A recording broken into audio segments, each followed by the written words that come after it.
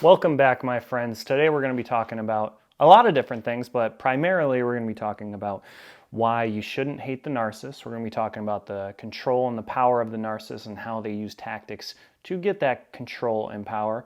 We're also going to be going over a little movie I like to call 50 Shades of Grey. So, gray. 50 Shades of Grey. So let's get into it.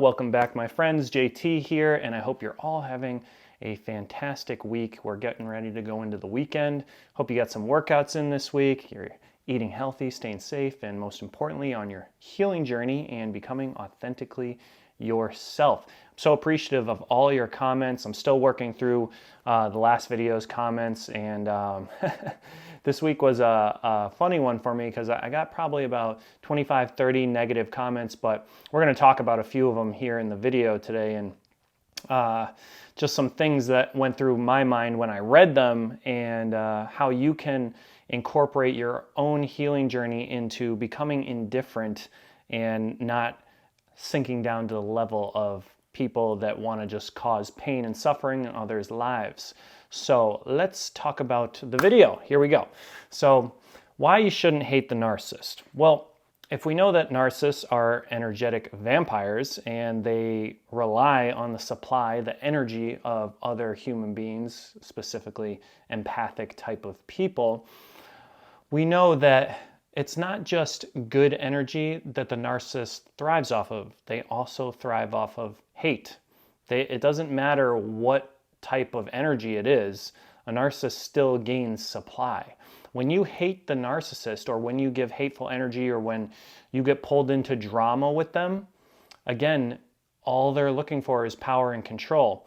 So when they pull you into this loop of perpetual hate and getting in fights and trying to get a rise out of you, if you give that energy back to them, they're winning. They're winning. They're getting what they want because they're getting potent supply. They're getting fuel. It doesn't matter if it's good or bad. So that's why it's so important with narcissistic type of people, or people that have high narcissistic tendencies, is you have to become indifferent.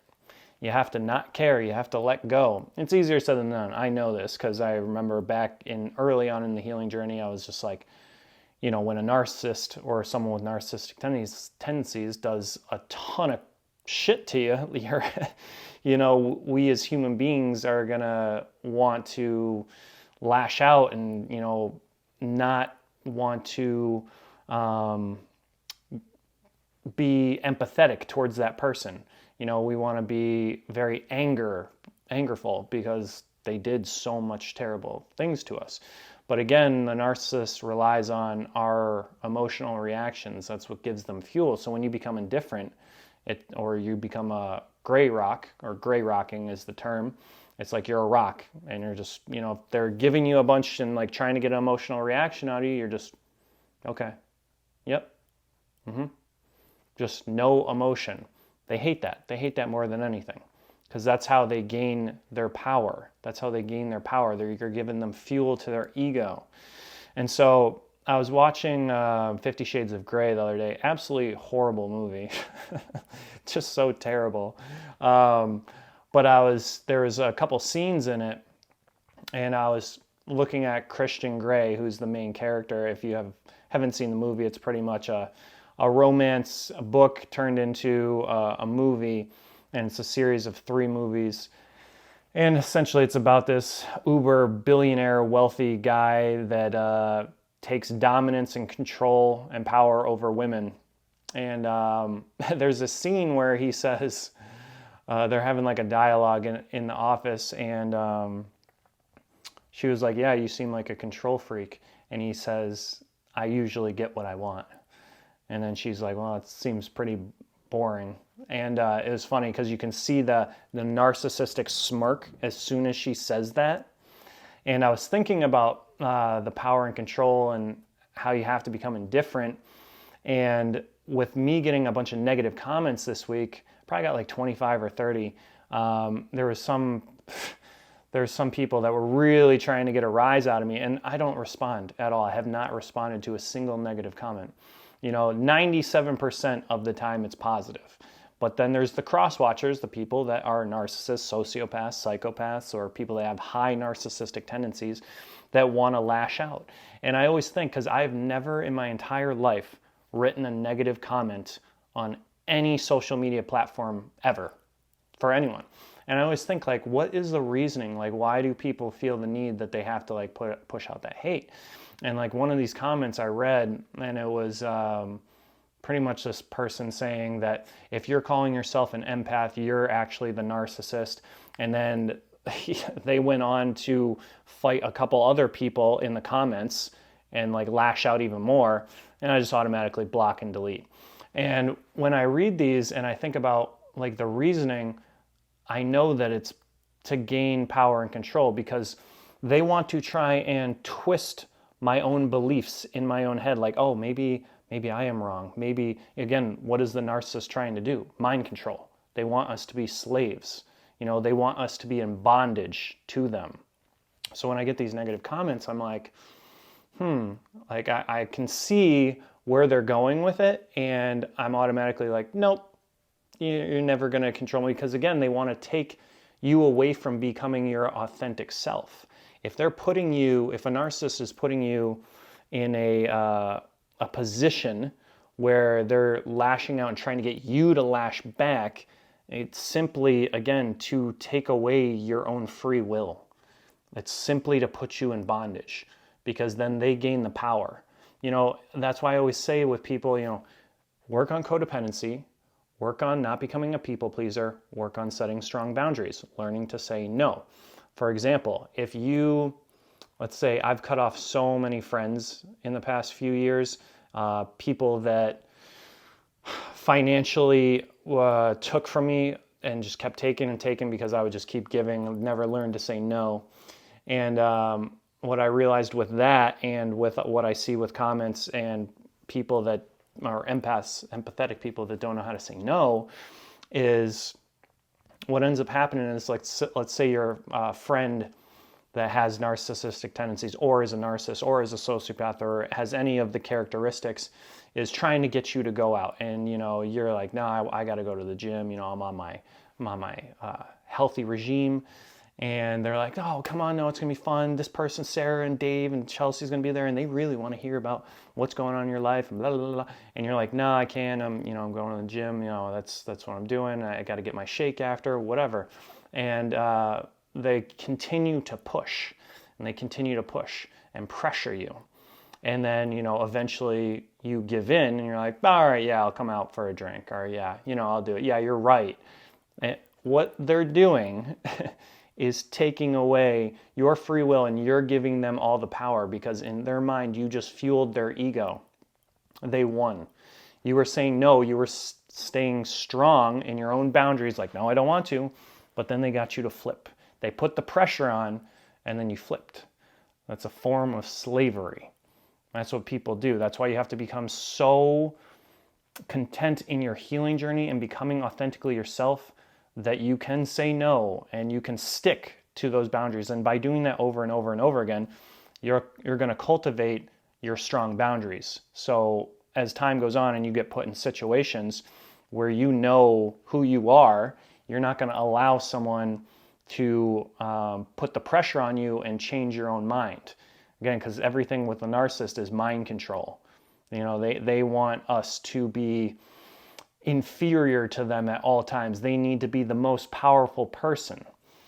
And with Christian Grey, and if you watch those movies, you can see. I would have to sit and interview to know if he's a narcissist or a sociopath, to really figure it out. He definitely has high narcissistic tendencies, but again, because the series ends and they try and make it all lovey-dovey and oh, he changed and now they're having a baby and this and this. It's it's a book and it's a movie, but there's a lot of things. If you watch that movie, you can see so many different tendencies.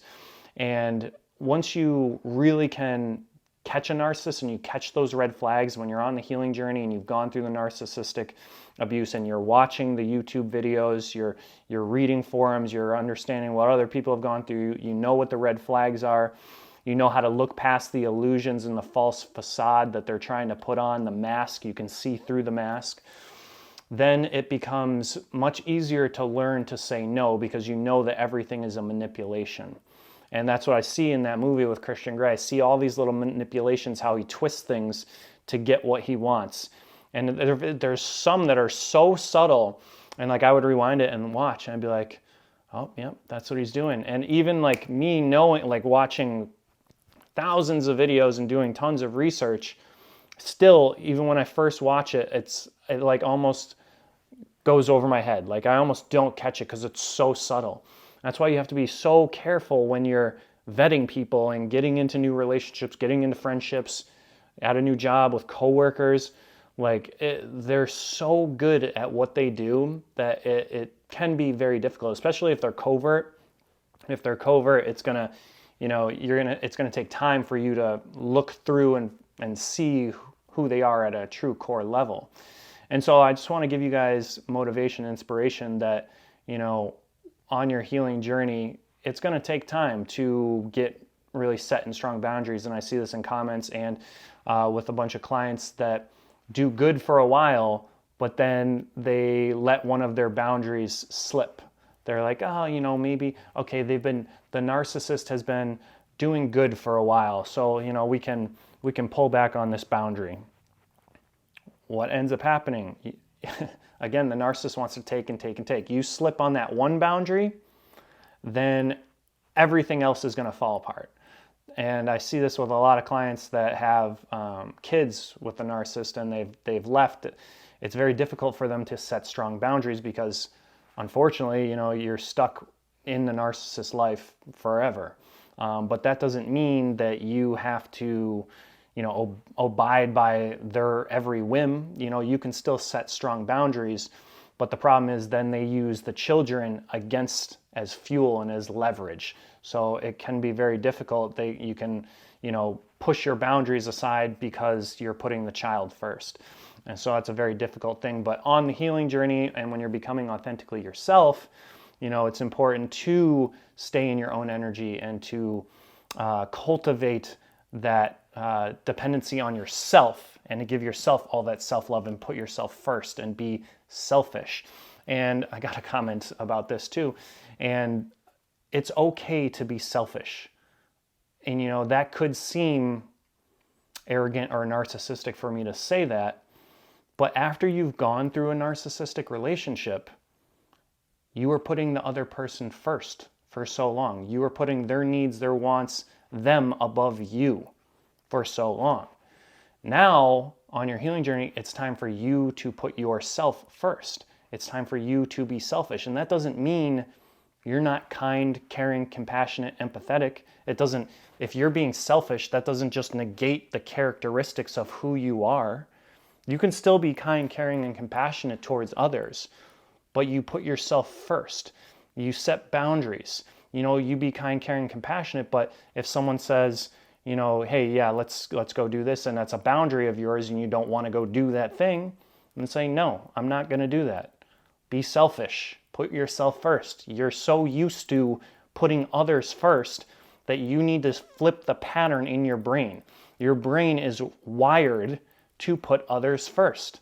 So that's why on the healing journey, you have to create a new pattern of putting yourself first. And that doesn't mean you have to be an asshole, that you have to be mean to other people.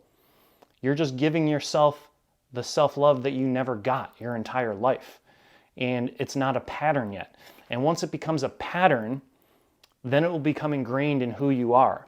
And you'll put yourself first. And then when you get in relationships with people and you vet them properly, then you can start, giving more to those types of people when you know that they're going to be people of equal reciprocity, that they're not just going to be takers. And you're going to just continue to give while you get nothing in return. That's why it's so important on the healing journey. Put yourself first, be selfish, give yourself the self-love, put yourself in your own energy. Don't just give it out randomly to people that don't deserve it. That's why isolation is so important. And like, I just really want to drive home that, you know, if you are getting hate from people, if you have a social media platform or your business or whatever it is, and you are getting hate, that means you're doing something right? Because you're always going to be haters. I look at Dr. Rami. I think she has like 1 million or 2 million subscribers, and if you look at any of her videos, there'll be 1,000 to 5,000 comments on each video, and if you go through it, you'll see how much negativity and hate there is. Even though she's a PhD, like has a degree, like she knows her shit, like she's up there, but yet she still will get hate. She'll still get people that are calling her a narcissist. You know, on our journey, as you're doing things right, that's when you get more hate. When you're doing the right things, you're going to get knocked down more, because again, if we talk about this on the spiritual level with, you know, heaven and hell and Satan and demons, like demons or Satan, evilness in the world does not want you to rise up. So as you start rising up, what's going to happen? You're going to get more hate, more evil type of people that are going to try and bring you down. So just know that when you are getting that hate, it's okay. That's how it's going to be. And it's your job to transmute that hate energy, alchemize it, and turn it into positivity, and to be indifferent to it, to not let it phase you. And it's easier said than done, but you kind of just got to let it go in one ear and out the other.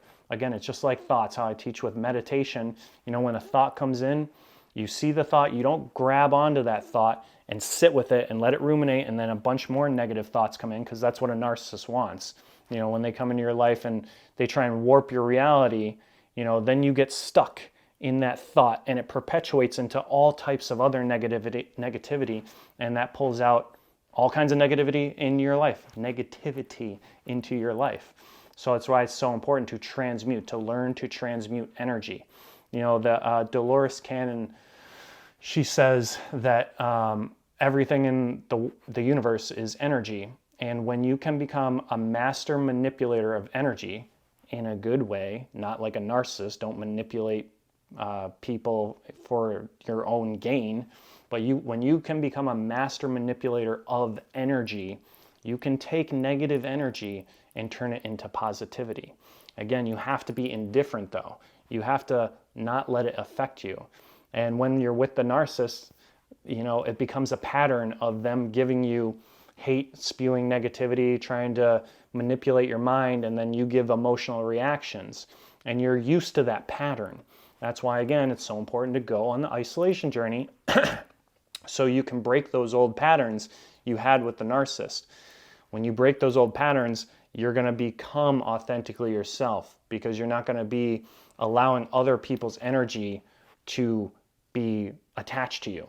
It's like on your healing journey, you're putting up a shield, you know, and there's like bows and arrows. There's like, woo, narcissistic arrows flying through the air. Negativity, you suck, you're not good enough.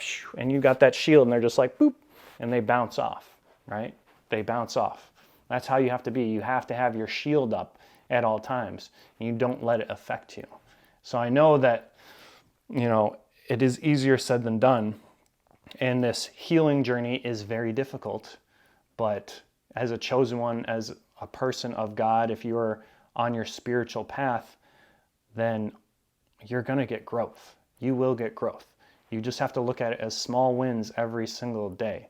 You know, don't expect that in 1 week you're just going to be healed and you're going to have the 5 businesses and be able to travel the world and your health is in optimal shape and you get your dream spouse. Like, it takes time. You know, as you heal and you get the small wins and you keep stacking small wins, every single failure gets you closer to success. And a lot of people look at failure as, you know, they get down on themselves. But failure, you know, is the ultimate success, because you're not going to become successful without failing. You know, it's not like, do you ever hear people that are just like, yeah, I started my first business and I became a billionaire? No.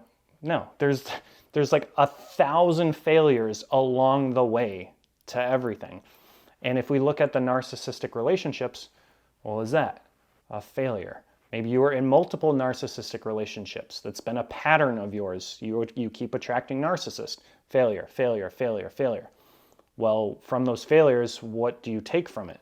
What have you learned? What are the lessons? Maybe the codependency, the people-pleasing. Learn to say no. Learn to set strong boundaries. Learn to give yourself the self-love. You learn all these lessons through these failures, so that's getting you closer to that win, closer to that goal. So when you look back at the narcissistic relationship, be grateful for it. Don't hate on them. Be like, wow, I needed to learn this about myself. I needed to learn that I am a people pleaser. I needed to learn that I am codependent on other people. Okay, this is a lesson. I need to work on these things. Now you've just taken that failure, whoop, and you went up a step. You alchemize that failure, and it's a small win. Because again, our belief system is very strong. Whether you believe you can or you believe you can't, you're usually right. So when you take these small failures, you transmute them, you alchemize them into small wins. And over time, those small wins will lead you to that successful point. So in conclusion with this video, I know that was kind of like all over the place, Christian Grey, comments, movies, indifference, hate, but I just know that we can all get through this. I promise you, you can all get through this, even in the extremely difficult times, the struggle times where you're ruminating about the narcissist, where you're thinking about them, oh, maybe they've changed, this and that. Just know that you are on the right path, and there is going to be pain and there is going to be struggle. But what you do with that is what makes you who you are. You can let it hold you down and keep you stagnant to not move forward to your destiny, to God's master plan that he has for you. Or you can take that and use them as wins. You can use them and alchemize them into your growth, into your authentic self. And that's what I want for all of you. So I hope you guys enjoyed this video. Please like and subscribe. Let's get this out to as many people that need to go on the healing journey and become authentically themselves. And please comment on this. Let me know. If you have seen the 50 Shades of Grey movie, would you say he's a narcissist? Would you say he's a sociopath, a narcopath, a narcissist sociopath, or just has extremely high narcissistic tendencies? But I will talk to you guys tomorrow, and I hope you all enjoy the day. Again, stay safe, stay healthy, and just keep doing the best you can every single day, and don't get down on yourself, because life is a roller coaster. There is going to be ups and downs. Just know that if you were in a down moment, what comes after the down moment? The up moment. Take those failures, look at them as a small win, be grateful for everything you have, and you are going to win. You will win. I promise you that. All right, guys, take care.